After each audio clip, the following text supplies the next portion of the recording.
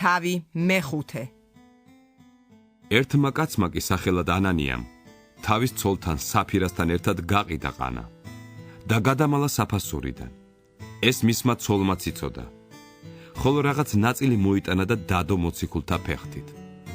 მაგრამ პეტრემ უთხრა: ანანია, რატომ აღავსო შენი გული სატანამ, რომ მოგეტყუებინა სულიწმინდა და გადაგემალა ყანის საფასურიდან? განა რაც ქონდა შენი არ იყო და გაყიდულიც შენს ხელში არ იყო? Რაღაცომ ჩაიდე ეს საქმე გულში? შენ ეცრუე არა ადამიანებს, არამედ ღმერთს. ამის გამგონი ანანია დაეცა და სული განუტევა. ვინც ეს მოისმინა, დიდმა შიშმა მოიცვა ყველა. წამოდგნენ ჭაბუკები შეახვიეს, იგი გაიტანეს და დამარხეს. 3 საათის შემდეგ შევიდა მისი ცოლი, რომელმაც არ იცოდა რა მოხდა. ჰკითხა მას პეტრემ: მითხარი, განა ამდენად გაყიდეთ ყანა? მიუგო. დიახ, ამდენად. პეტრემ უთხრა მას: რატომ შეიტყვით, რომ გამოგეცადათ უფლის სული? აჰა, კარში დგანა შენი ქმრის დამარხავთა ფერხნი და შენს გაგიტანა. დაეცა იგი უცბად მის ფეხებთან და სული განუტევა. შემოსულმა ჭაბუკებმა მკვდარი იპოვეს იგი. გაიტანეს და ქმრის გვერდით დამარხეს. დიდმა შიშმა მოიცვა მთელი ეკლესია და ყველა, ვინც ეს მოისმინა. მოციქულთა ხელით მრავალი ნიშანი და სასწაული ხდებოდა ხალხში და ყველანი ერთსულოვნად იყვნენ სოლომონის ტოაში. დანარჩენთაგან ვერავინ ბედავდა მათ შეერთებოდა. ხალხი კი აქებდა მათ. სულ უფრო და უფრო ემატებოდნენ უფალს მორწმუნეები, მრავალი მამაკაცი და დედაკაცი. ისე რომ ავადმყოფები ქუჩაში გამოჰყავდა და საკაცეებზე და საწოლებზე აწვევდნენ, რომ ჩავლილი პეტრეს ჭრდილი მაინც დაფენოდა რომელიმე მათგანს. ბევრნი მოდიოდნენ იერუსალიმის გარშემო ქალაქებიდანაც.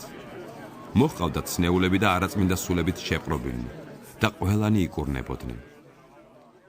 მღვდელთმთავარი და ყველა მასთან მყოფი, რომლებიც სადუკეველთა მწვალებლობას ეკუთვნოდნენ, აღდგნენ და შურით აღივსნენ. დაადეს ხელი მოციქულებს და საჯარო საპატიმროში ჩასხეს. მაგრამ უფლის ანგელოზმა ღამით გააღო საპყრობილის კარი, გამოიყვანა ისინი და უთხრა: წადით, დადექით ტაძარში და უქადაგეთ ხალხს ამ სიცოცხლის ყოველი სიტყვა. ეს რომ მოისმინეს განთიადისას შევიდნენ ტაძარში და ასწავლიდნენ. ამასობაში მოვიდნენ მღვდელთმთავარი და მასთან მყოფნი. მოიწვიეს სინედრიონი და ისრაელიანთა უხუცესების საბჭო და გაგზავნეს საპატიმროში მათ მოსაყვანად. მაგრამ სახუნი რომ მოვიდნენ, ვერ ნახეს ისინი საპყრობილეში. უკან გამობრუნდნენ და მოახსენეს. უთხრეს: საპატიმრო საგულდაგულო დაკეტილი დაგვიხვდა და მცველები კარებთან მდგომი. მაგრამ რომ გავაღეთ შიგ ვერავინ ნახეთ. ეს სიტყვები რომ ესმათ ტაძრის დაცვის მეთაურს და მღვდელმთავრებს, საგონებელს მიეცნენ, თუ რა უნდა მომხდარიყო. ვიღაც მივიდა და მოახსენა მას. აგერ ის კაცები, რომლებიც თქვენ საპყრობილეში ჩამწვდით, ტაძარში დგანან და ასწავლიან ხალხს. მაშინ წავიდა მეთაური მსახურების თანხლებით და მოიყვანა ისინი.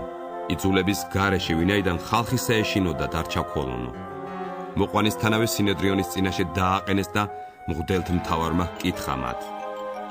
და უთხრა: სასტიკად აგიგრძალეთ, რომ არ გესწავლებინათ ამ სახელით.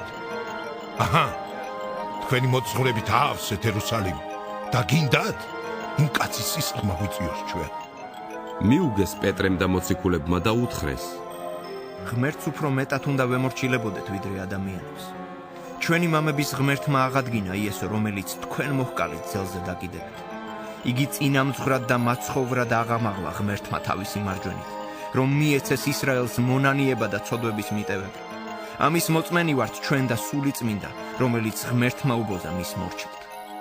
ეს რომ მოისმინეს, განრისხდნენ და მოინდობეს მათი დახოცვა. ხოლო სინედრიონში წამოდგა ერთი ფარისეველთაგანი, სახელად გამალიელი, რჯულის მოძღვარი, მთელი ხალხის მიერ პატივდებული და ბრძანა მოციქულები მცირე ხნით გარეთ გაეყვანათ. მან კი უთხრა მათ: კაცნო ისრაელიანო, დაფიქრთით ამ ხალხზე, რას უპირებთ მათ? ვინაიდან ამ დღეების წინ აღდგა თევდა და თავი დიდ ვინმეთ მოჰქონდა და 400-მდე კაცი გაჰყვა მას, მაგრამ ის მოკლეს და ყველა ვინც მორჩილებდა მას, გაიფანტა და არარად იქცა. ამის შემდეგ აღწერის დროს აღდგა იუდა გალილეველი და დიდძალი ხალხი გაიყოლია. ისიც დაიღუპა და ყველა, ვინც მას მორჩილებდა, გაიფანტა. ახლა გეუბნებით თქვენ, ჩამოშორდით ამ ხალხს და მოეშვით მათ, ვინაიდან თუ კაცისაგან არის ეზრახვა ან და საქმე, ჩაიფუშება. ხოლო თუ ღვთისაგან არის, მაშინ თქვენ ვერ ჩაფუშავთ მას და ვაი თუ ღვთის მოწინააღმდეგენი აღმოჩნდეთ. დაუჯერეს მას, დაუძახეს მოციქულებს, ცემეს და უბრძანეს, რომ აღარ ელაპარაკათ იესოს სახელით და გაუშვეს ისინი. ხოლო ისინი წავიდნენ სინოდრიონიდან და უხაროდათ, რომ მისი სახელისათვის შეურაცხყოფის ღირსნი გახდნენ. ყოველდღე დაუცხრომლად ასწავლიდნენ და ახარებდნენ ტაძარში და სახლებში ქრისტე იესოს.